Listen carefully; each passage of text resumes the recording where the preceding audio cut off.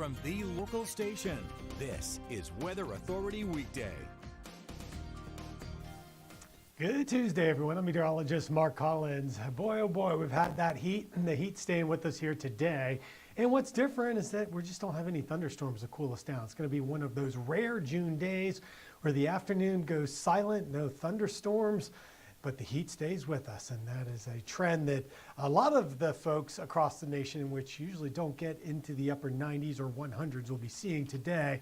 For us, though, it's business as usual. Here you can see how the skies are pretty sunny out there, and it's going to stay that way through the day. We'll have a few clouds try to build up through the afternoon. Temperatures, 85 degrees, not too bad. It's a little steamy out there. We don't have much breeze to cool us down. And we'll wind up around 95 degrees this afternoon. So we'll tack on 10 more degrees this afternoon. And like I said, I don't think we'll have much rain around. We've got this lid on the atmosphere that's going to suppress storm development. So it's one of those days where if you are doing some painting, it will be drying out pretty quickly without the afternoon humidity. All right, so this is the future forecast at 3 o'clock today. Notice how typically we start to see those showers and thunderstorms billow up. Things are pretty quiet, and it will stay that way over the coast, over the town, and over inland areas. So today we'll leave rain out of the outlook, and even tomorrow it looks relatively dry. There could be a brief isolated thunderstorm along I-75 on Wednesday, but in general, the next 2 days, pretty quiet conditions. I think Friday we'll see a better opportunity for some rain back over town, but even the overnight hours look pretty still, tranquil, and then into Wednesday morning we go with pretty quiet weather. Now the heat will be with us. We'll actually be a little bit warmer than yesterday's 93. We'll top out at 95. Now we've had at least 8 days so far this month at 94 degrees. Today we could actually be warmer than that, but in fact we were at 97 earlier last month. So we've been accustomed to these type of temperatures, and we're going to be feeling the heat here today since the sea breeze will be slow to develop since that ridge of high pressure is right over us. That high actually extends over towards Tennessee, and that's really blanketing the nation with an oppressive record heat. The cold front that will be moving into the northeast is not going to reach them here today. And so we've got some big record problems for heat across the northeast, where temperatures in New York City could reach like 100 degrees.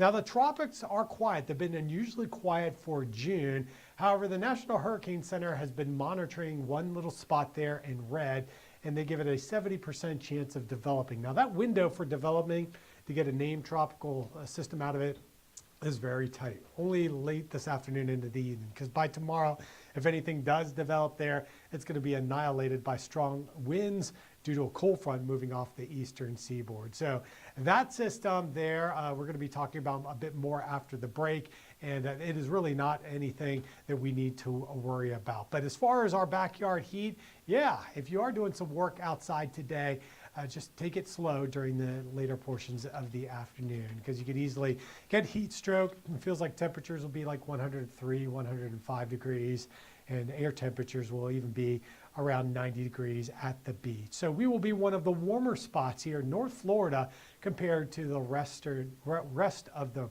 state. Western Florida usually gets hot with that easterly flow, but today we're going to be dealing with more of a south and southwesterly flow, and that will allow our temperatures to warm up.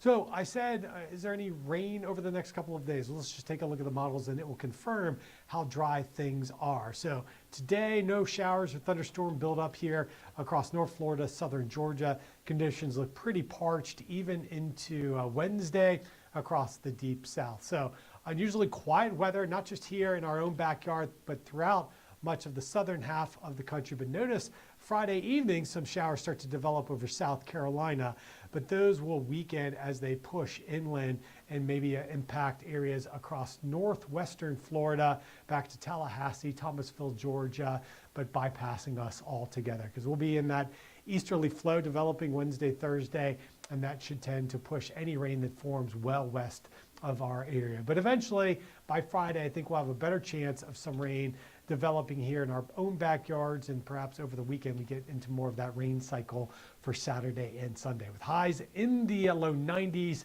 and a 60% chance of rain. So looking ahead to the extended forecast, we're going to be seeing the chance of rain and thunderstorms as we head to the next end of the week time period. I'm trying to find that 7-day forecast for you because it shows that our rain chances do go up here by the end of the week. And I do think that by Friday, we'll see some of those showers and thunderstorms developing here locally. So if I can pull that up, just bear with me, and we can see right here. There we go. The forecast taking you into the weekend with those afternoon thunderstorms with typical 50-60% coverage in our area here by week's end. So enjoy the dry weather here. If you're looking for a window to get things done outdoors and not be caught by those downpours, I think you have it here for today. So today, tomorrow, pretty quiet weather here, and then we get back into that rain cycle. So coming up after the break, we've got things to talk about here. We're going to talk about the national heat wave that's happening. We're going to be looking at a water spout. We'll talk about the difference between that and a tornado that occurred here in Florida, and also touch more on that tropical disturbance in the Atlantic, and we'll weigh the odds of that developing into a named system. We'll see you shortly. Mark Collins, we're back here after that break, and boy, it's been hot here, but other places are dealing with much more heat across the country. Let's show you what's been happening to some of the roads across the nation. Places like up in the Dakotas, the ground has been so hot that the concrete has expanded and causing a rift in the concrete. These fissures have resulted in roads being shut down.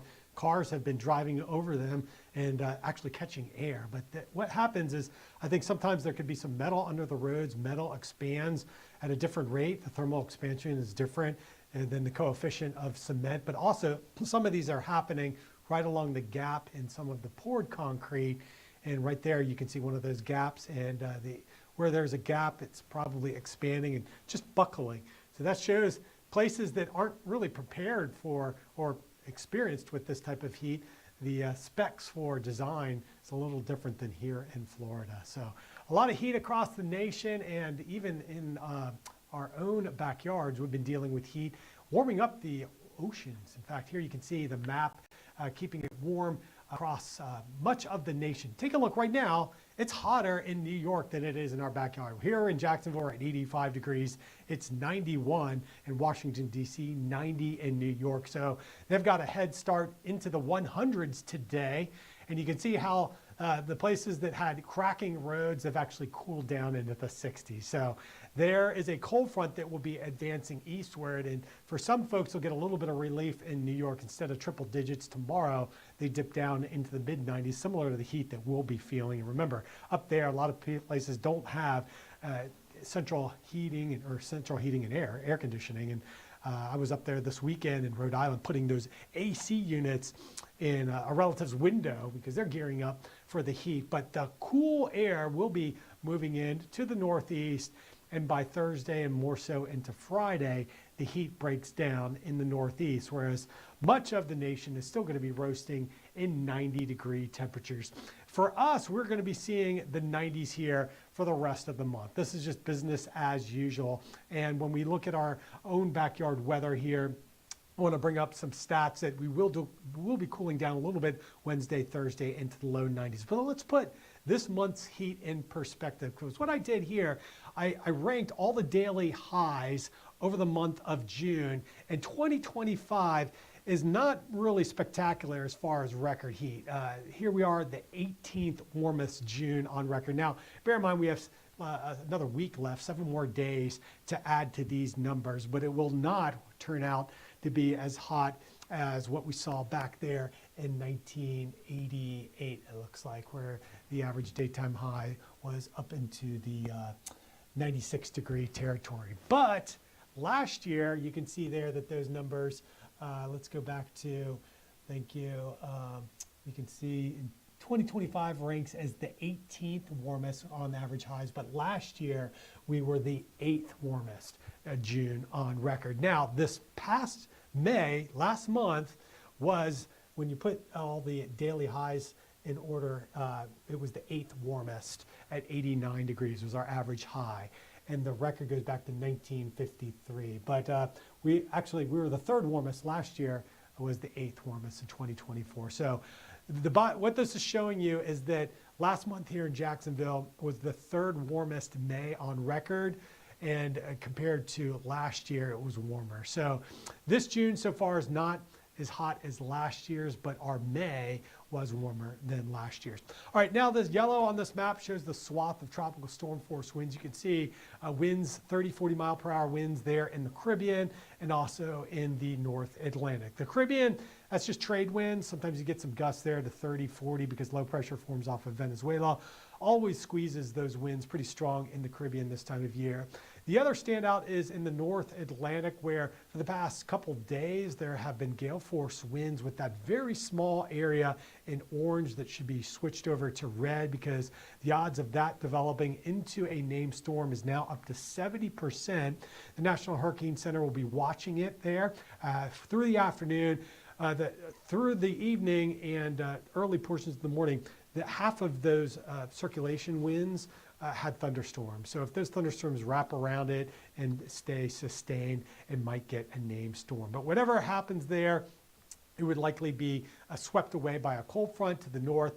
The other tropical wave down in the Caribbean, that will be moving into areas like around Honduras and Nicaragua as just a regular tropical wave. But once it moves out into the Pacific, there could be a tropical storm developing there for the first week of July. And that could form in the areas in the Pacific that may bring some heavy rains up into Acapulco. But as far as our own backyard weather goes, things are looking pretty quiet here.